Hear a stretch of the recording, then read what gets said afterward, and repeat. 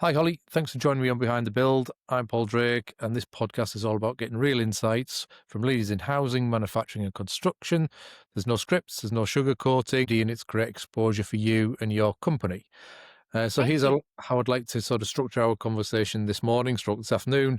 I want to understand your background, the trends you're seeing in the industry, whether that's technology, market shifts, or operational changes, the challenges that you're facing right now, and where you'd like to take the business over the next 6 to 12 months. We'll wrap up at the end with some insights that we might find valuable.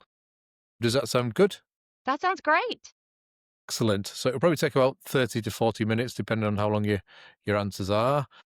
So we'd like to kick off with a bit about you. So if you wouldn't mind telling me about you, what's your role, and how did you end up in this position? Sure, sure. So I am the CEO of Night Development, and it's been a long journey to get here. And I really started, I guess we would go back to high school. My parents made us volunteer outside of school. We all had to pick a volunteer activity and stick with it for each, semester, so to speak, in high school. And so I volunteered at a Boys and Girls Club, and I was in a club called 4-H. Right. And so I used safety as my project and started teaching drug elimination courses and classes with these kids that were in my hometown, but that I had never met, nor did I even know that public housing existed. And that's where most of the kids came from. And so, just for your listeners, public housing is government subsidized housing in the most I guess traditional way, although I don't know everybody's traditions.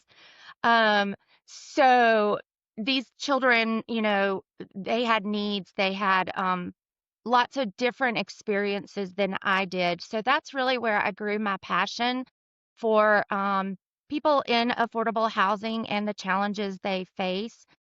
And then cut to through college, I got a phone call. And so in college, I worked at a Boys and Girls Club. And in that experience, I actually had the opportunity to work closely with the parents.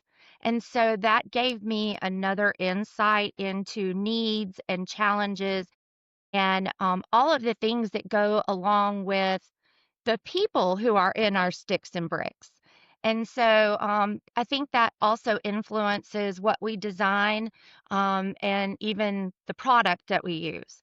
So during that opportunity, there was an executive director, and I marched over to him, bright eyed and bushy tailed, and said, "Hey, I understand that you are paying this other consultant, blah, blah, blah, to write your grants." I said, "I will do them for free if you will send me to this grant writing class, and I will write your grants for 2 years."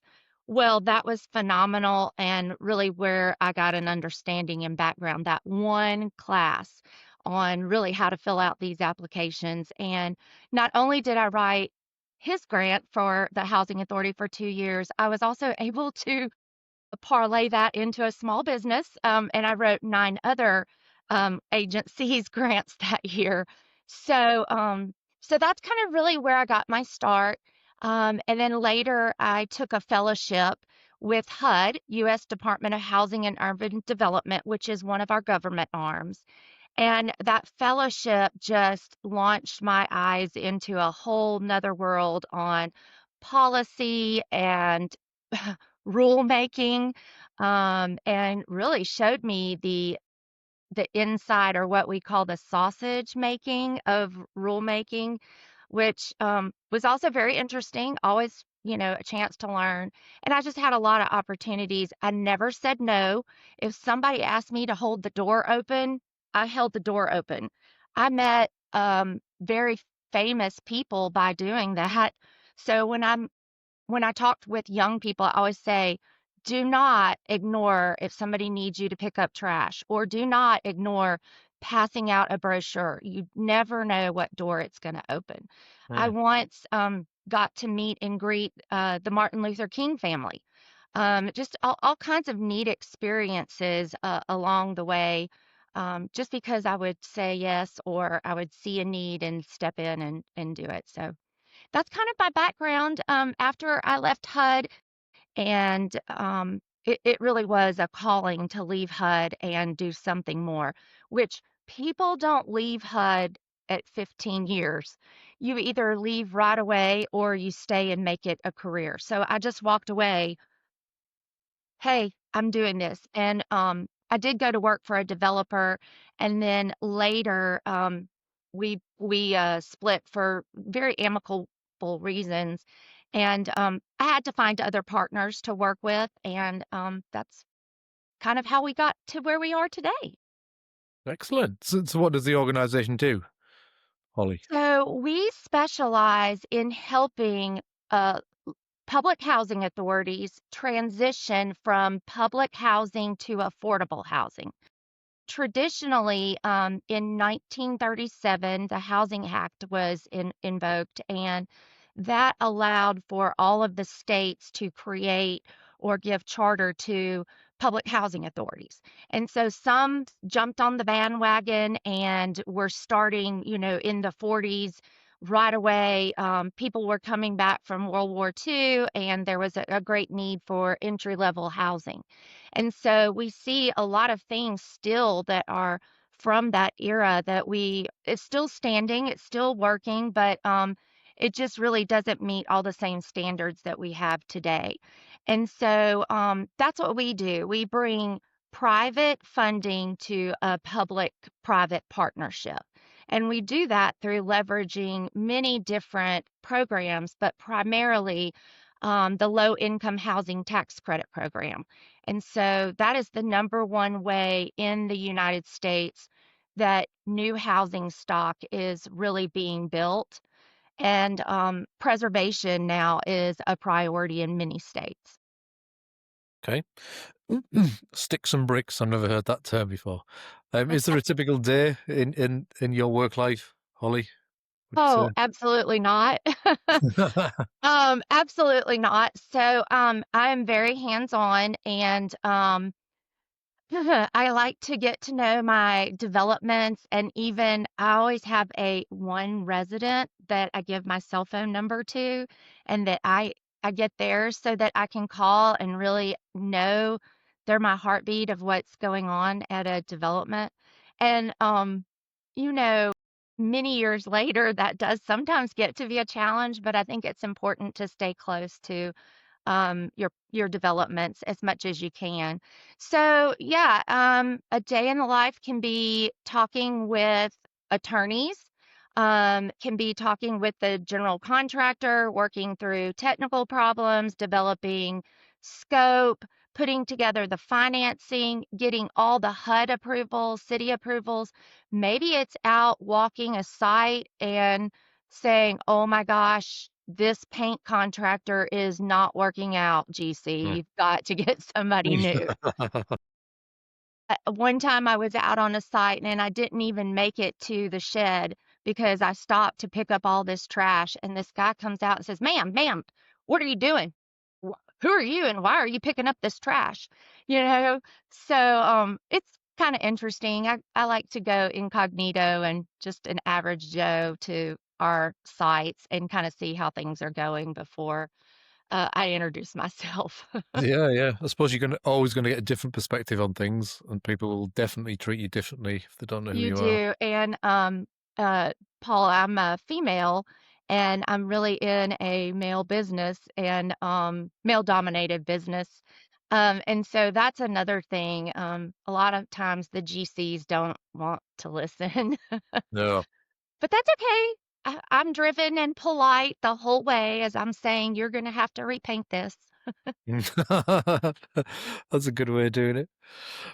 So moving on to industry then. So are you seeing any trends right now, especially around sort of technology or anything in operational efficiency sort of space with Well, the builds? yes, so m many different things, that we're seeing. So one of our core values is innovation, and so that means trying out different technologies. seeing what works, what doesn't work, being open to listening. And I think that our entire night development group is very innovative and they're all constant learners. So that makes it a little easier. We've tried some things that are, I won't just say AI, but technology driven. Once we worked with a software developer that had already developed a product for construction, and we tried to bend it to fitting in on the development side, and it really was just too clunky. Yeah. So we tried that for a couple of years, and that didn't really work. But we're still at it, still trying to automate. We have started using a water detection system, which is just for us brand new, which is very exciting. Few years ago, we started doing smart homes. So in our workforce housing and in our affordable housing, we bring smart home features. You and I like to probably control our thermostat with our phone. We can control the doors. Um, the way that people live and need charging stations. So we're putting those into hubs like the kitchen counter in the living room, and then even some smart switch features that can be utilized to turn on and off the lights. So, we're trying to bring all those technology end user items. And then, of course, we're very interested in utility savings. Mm. So, researching, I'm not an engineer, but I've got some great engineer friends that we reach out to. And, we've been working together from kind of the inception of one of our programs to utilize the utility savings that the residents receive to really lower the lower the lower those costs. I mean, literally, nobody wants money just going out the door for paying for utilities. So we're not so much involved on the green. We really want to look at what's a payback in terms of either resident savings or even savings for the development. A lot of our senior developments, we pay all the utilities. So, it's all different, different locations, different situations, but it's a different day every day. Yeah, I can imagine. So you're looking at anything like solar or wind turbines to generate electricity? Is that Yeah, something? so we've got one development that has solar and it makes the properties net zero for all of the lighting on property. And then it also has buildings that are attached to it, so it's also saving the residents money. We have often looked at solar on top of buildings, and the juice just isn't worth the squeeze. But we've, Yeah, do you know that I phrase? know that one. Yeah. Okay, sorry. Um, but it just really isn't it's not cost effective yet, and so we are doing lots of other items like tankless hot water heaters. We analyze which is going to be better, gas or electric. A lot of people just start, they don't even explore gas. They just say, oh, we're putting in electric because it's cheaper up front. Um, we have some really great contacts in the gas industry that will work with us and show us, differentials. And we have engineers who will actually help us decide what product would be best to put in. And it's all around utility savings. Now, we do have a few silver lead and green building qualified developments, but really, we're really focused on that energy expense. Good. You seen any impact from AI? We briefly talked off the call around AI. Are you seeing any benefits to that? Any automation? Any sort of digital tools that you're seeing that are helping? I know you mentioned earlier that the Yeah, tool didn't quite fit, but is there anything that yeah. is helping? So, really and truly, I would encourage everybody to look at the various monitoring tools that are out there. There are cellular tools, from security to, like I mentioned, water leaks are a big issue and can be, especially in our towers, but in family developments as well. And so, paying a little bit more upfront during construction to install those, it gives the management company a real tool to look at before something's a problem. I don't know if your listeners have the same thing, but people just don't want to call and report issues. They don't want to say, hey, you know, the faucet under my sink is leaking and ruining, the wood. So, this tool does that for us. And then certainly, Paul, I don't know if you have any seniors in your family, but sometimes they're just not as adapt to noticing what things go around, or maybe they're forgetful. And so a lot of times, stoves will catch on fire or they'll leave something. So there's also a detection system for that.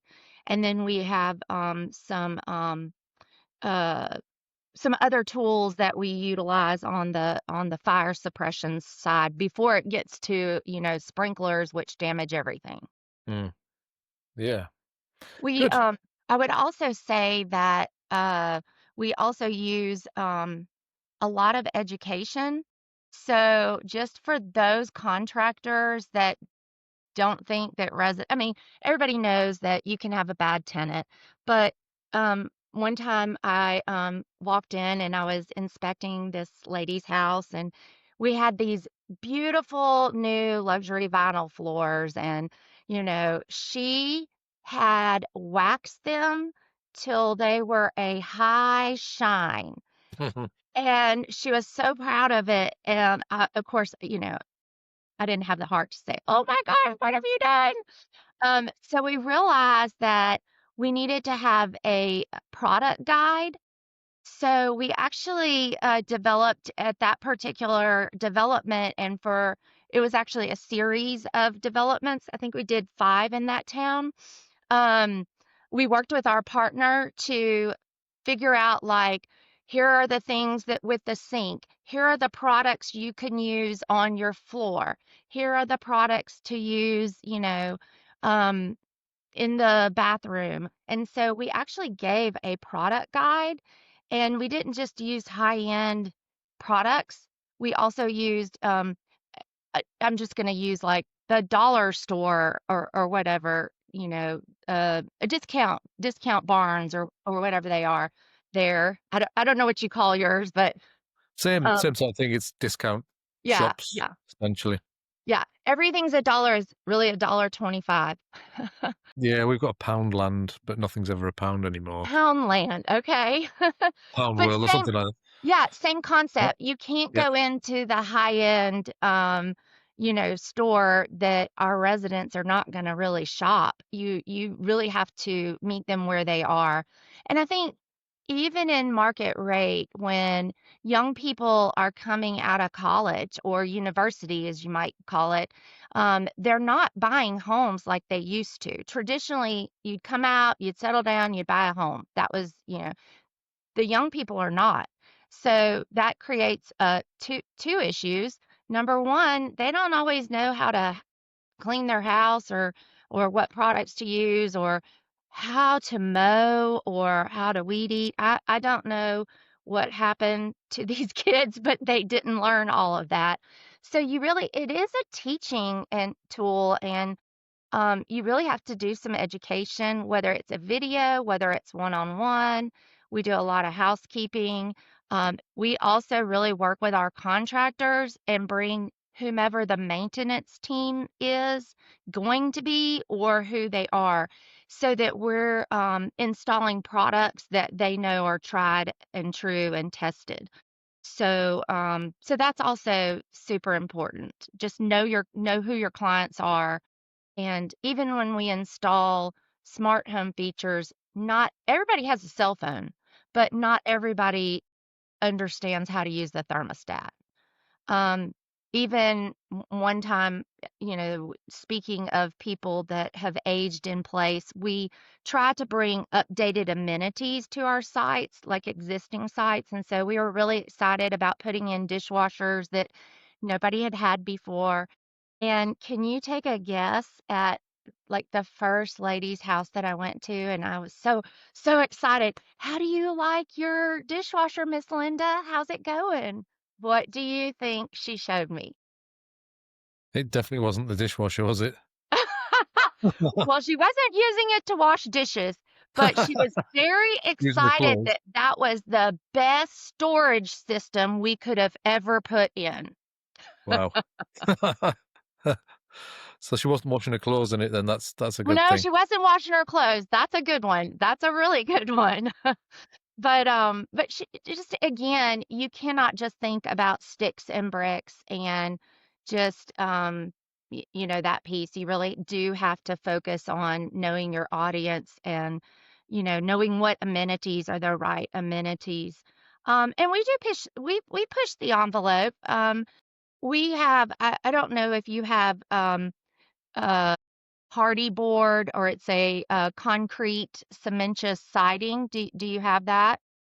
I'm not sure what that full term is, but we definitely have concrete Yeah. foundations and walls Yeah, and but it looks like, maybe like vinyl right. siding, but it's not vinyl, it's a concrete composite, and we have tried other products, and sometimes they've been great, but we don't mind going to our funders and saying, "Hey, will you try this? Here's the study on it, here's the this, will you come with us and we'll look at it together?"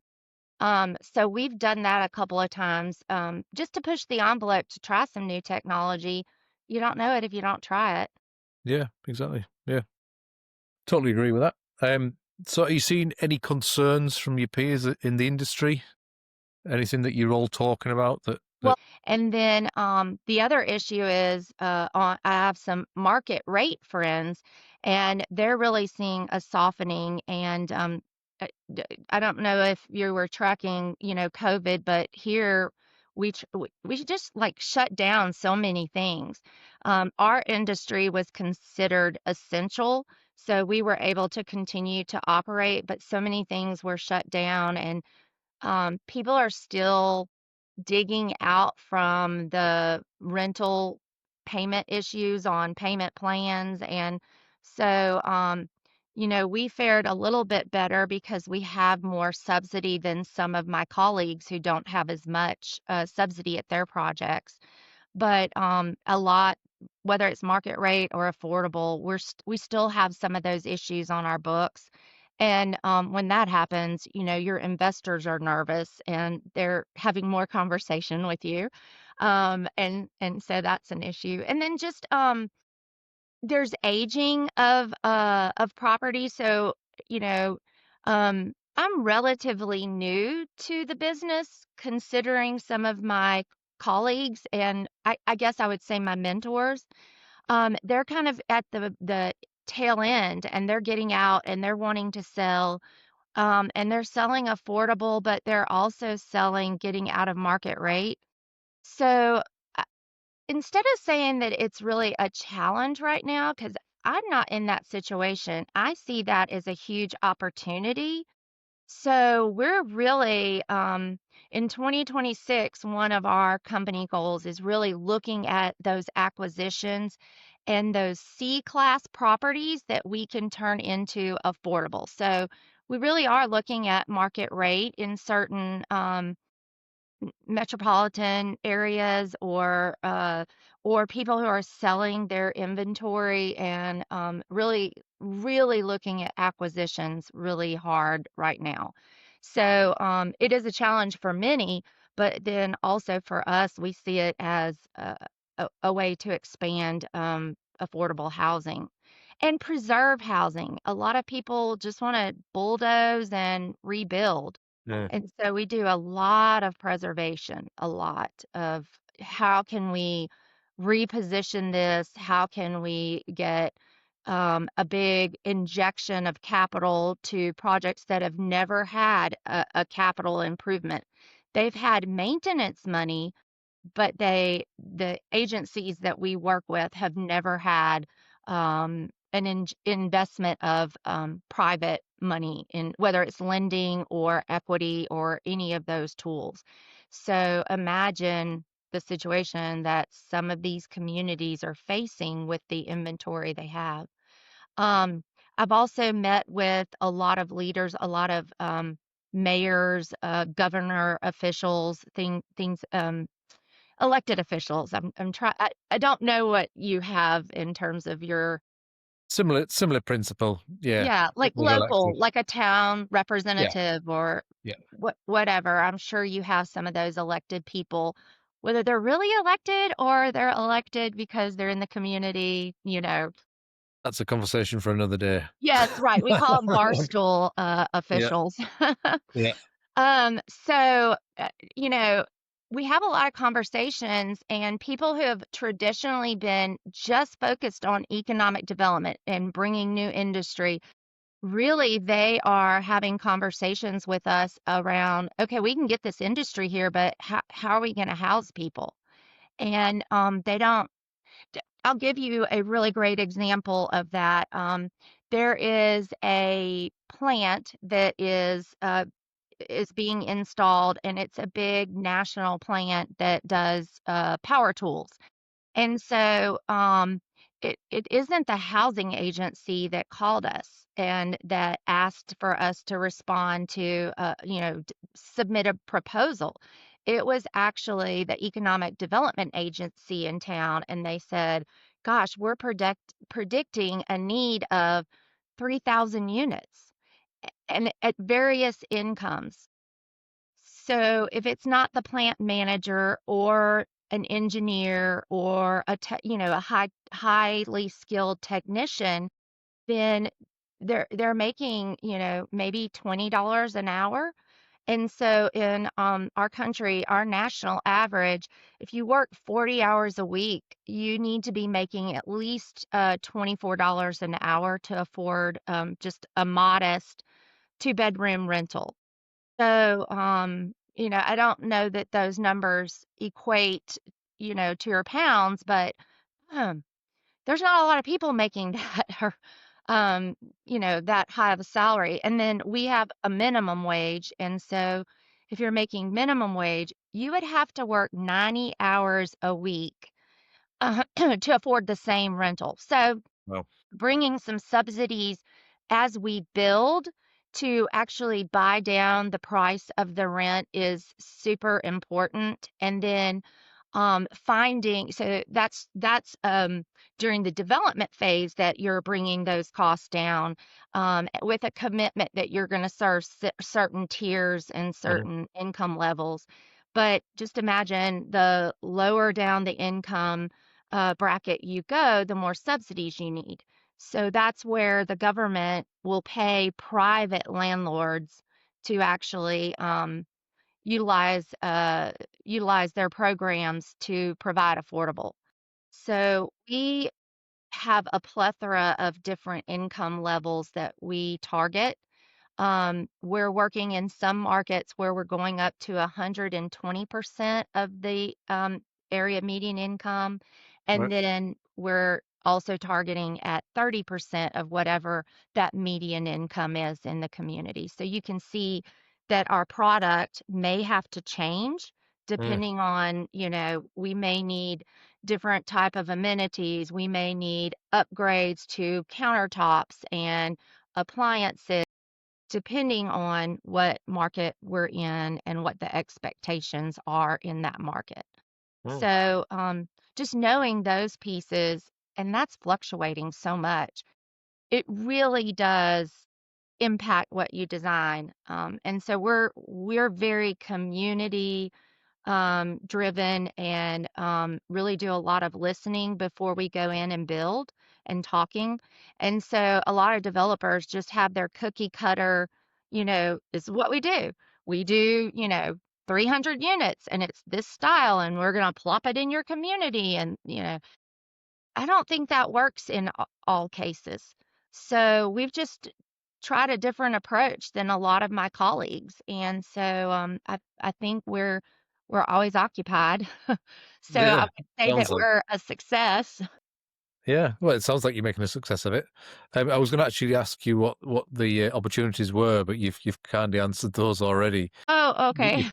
kind of almost answered my next question, which is where does the organisation fit within the market? I guess you've kind of already alluded to it, but if you wouldn't mind explaining Yeah. where we fit. So very different. A lot of people do not want to stretch and serve those lower and moderate income people just because of the rules and regulations. Well, I have a HUD background, a U.S. Department of Housing and Urban Development background, and so that doesn't bother me, but a lot of private developers don't understand it, just don't want to utilize those programs. So as the market rate has softened, I've had a lot more conversations with market rate developers who want to get in on affordable housing, and there is so much for us to do. I never mind talking. I've talked to 5 probably in the last 3 months, just about, "Seriously, could we partner? Could you help us? And there's so much work to do. My philosophy is help everybody, and we'll be so much more successful by Yeah. trading tools and really listening. And, participating in some of these type endeavors, like listening and sharing, I think that's important. A lot of colleagues, they just hold everything so close to the vest, and I'm like, "Dude, that's private information. I mean, that's Mm. public Public, information. yeah. Why do you think that it's, like, super secret?" So, I think that maybe there's an old school mindset of, "Let me gather what I can and hold on to it." I think that newer developers like myself, even though I'm older, I'm still a newer developer. I think people like myself and especially our younger people are more ready to share and more ready to explore and talk. And so that's a trend that is great. There's a lot of AI, real estate, technology related blogs and things that are going on right now, which are very exciting. My colleague Adrian Fields and I just recently talked to a group that actually started a platform and they're charging you to be part of their platform, which is kind of interesting. We explored it. I think that there's a lot of free ones right now out there, but I think just for your listeners, don't get stuck in a rut. Really explore a lot of different opportunities. Um, we visited a company that is actually manufacturing, uh, homes in a controlled environment, and they're using 3D printing to do that. So the cost to ship those is still too high for us, and they're too far away. They're in northern states. So I'm hoping that conversations with some of these other southern, they may not be doing 3D, printing of their product, but I'm hoping that there's going to be more use and make it more affordable. Their terminology is that those are screwed and glued, whereas We can yeah, make it our own. yeah, but it's really true. They're gluing them and screwing them because they have to ship. Yeah, So they have to be able to, you know, uh, yeah, to they have to withstand that survive the transition, right? The transport. transportation. Yeah, there's a term over here which the name escapes me at the minute, but they essentially build the components off site and it just basically put them together like a piece of Lego. Um, Yes, yes, exactly. essentially, So, yeah, but so I went to the factory. I met with everyone. It was great opportunity. Again, I had an introduction from a colleague and wanted to take the opportunity to look at it. He was actually an investor in this particular company, and we wanted to see if we could utilize it. And so, right outside of Washington, D.C., like in the metro area, is where they were actually putting it together. So, I got to go from factory and then went to see it. And so I don't know if your folks have some of this problem, but sometimes the plumbers don't follow where the architect or the engineer Yeah, said they should put the plumbing.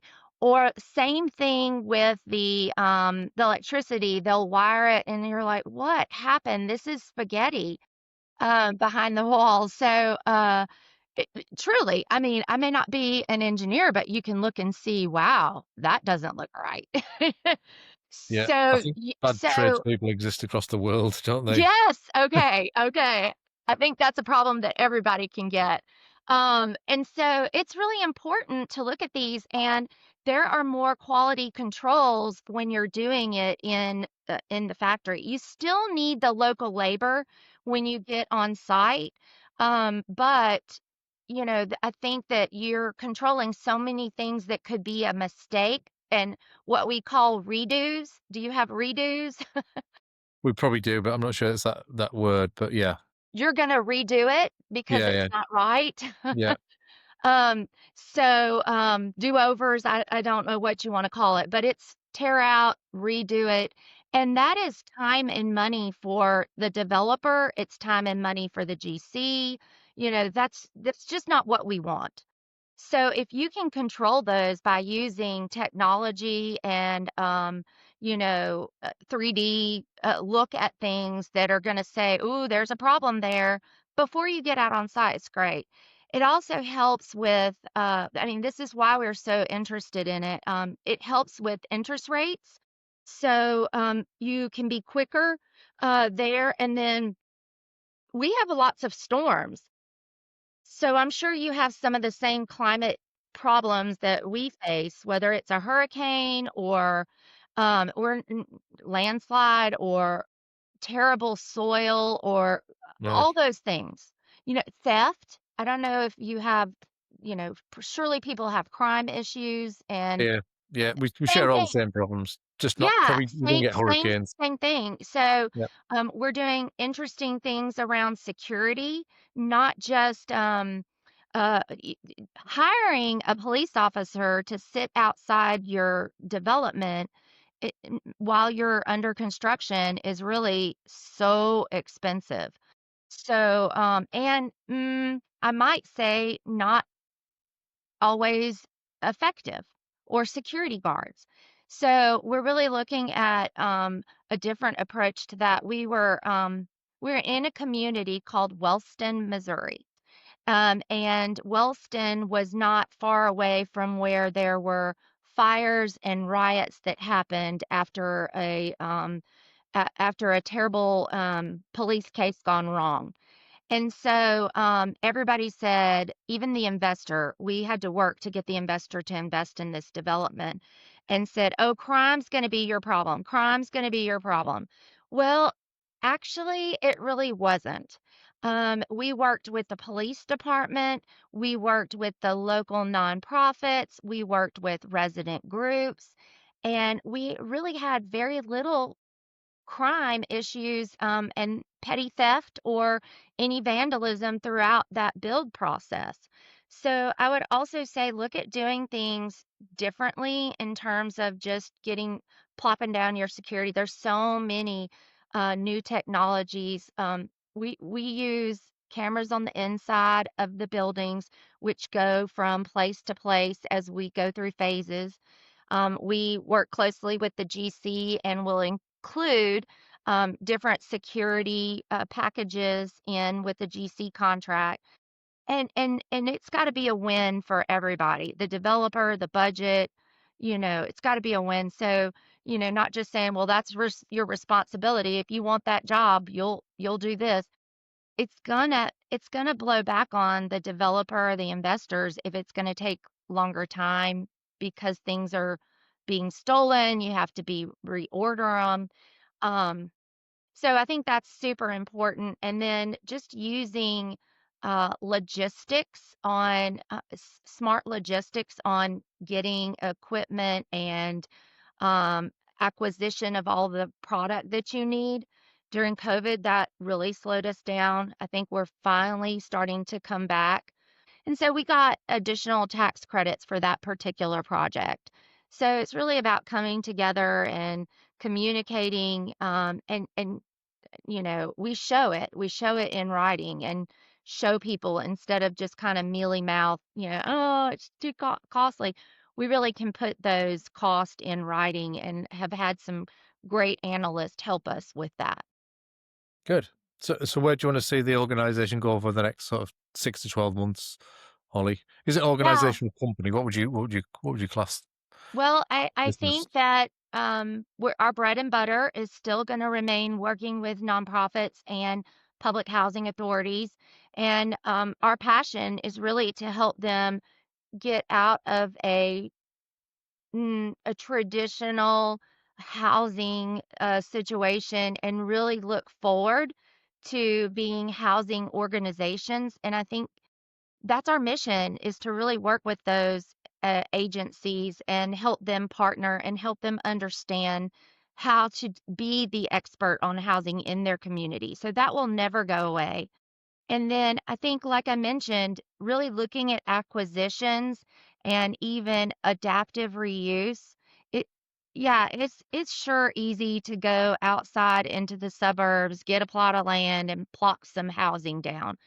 But what's gonna happen to our cities and our neighborhoods if we don't reinvest?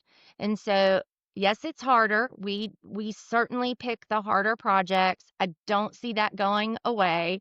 My colleagues that work with me are always like, "Holly, why do you pick these hard projects?" I'm like, "Well, first of all, we pick them together." Yeah. And Yeah. if they were not hard, everybody else would be doing them. Yeah, the So, reward wouldn't be as big, would it, after we yeah, and then about I do see interest rates coming down.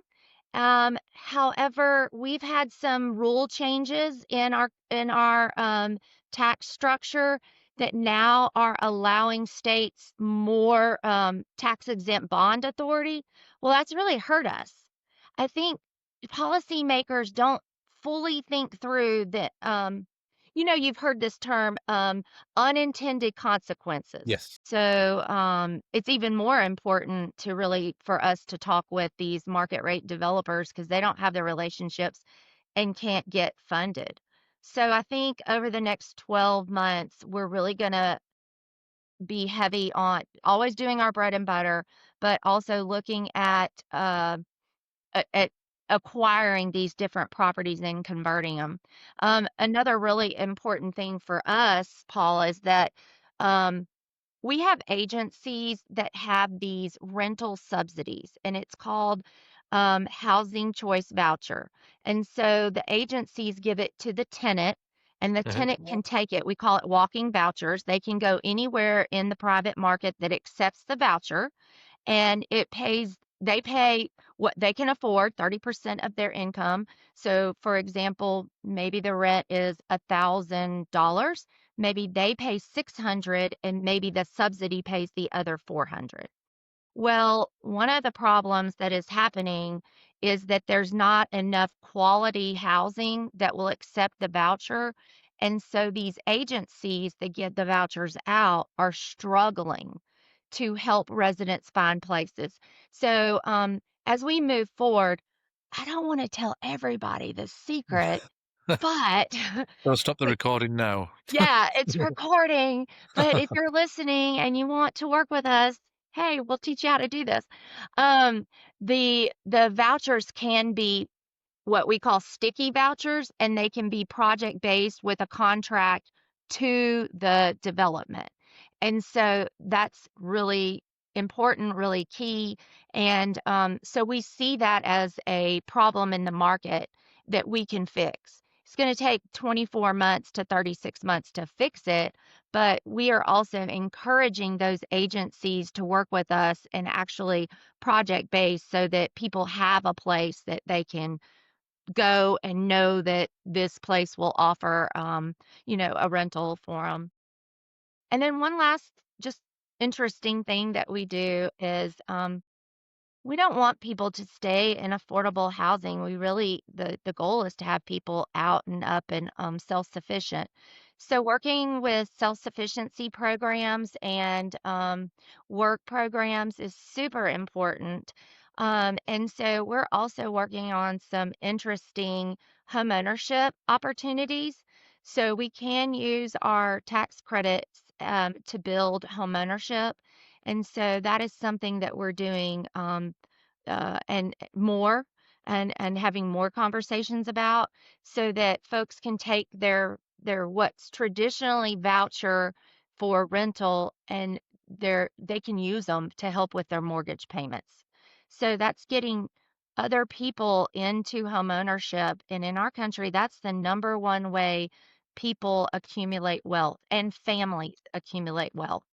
So while we are doing primarily rental, we also have this arm that's really exploring and we have some successful projects. If you look at our website, Wood Creek is one of those homeownership. It's townhome development with garages and all the bells and whistles.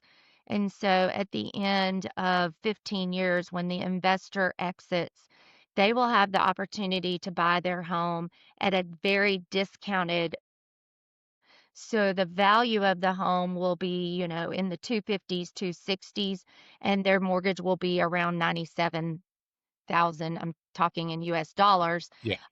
But you can hear the difference in Yeah. 97 and 260. Mm. So we're really proud of that because at the end of the day, that's really should be all of our goals is to help people get on their feet and be self-sufficient. Yeah, it sounds like you're doing an amazing job, Holly. And we're coming to the end of our podcast now. So thank you very much for joining us. It's been absolutely fantastic listening to you speak so candidly about your challenges and opportunities that you're seeing right now. You're clearly very, very passionate about what you do. We And are. it's resonating over this side of the water. So yeah, so thank you very much for joining me and taking Well, time out of Paul, your day. thank you for having us. And, I would again love to further these conversations. So if any of your listeners want to talk further, reach out. I'm sure there's a way we can share our email. Yeah, And we can certainly you can pass that on reach us through if our you're happy to do website. so. Yep. Always happy to spread the affordable housing love. Yeah, yeah.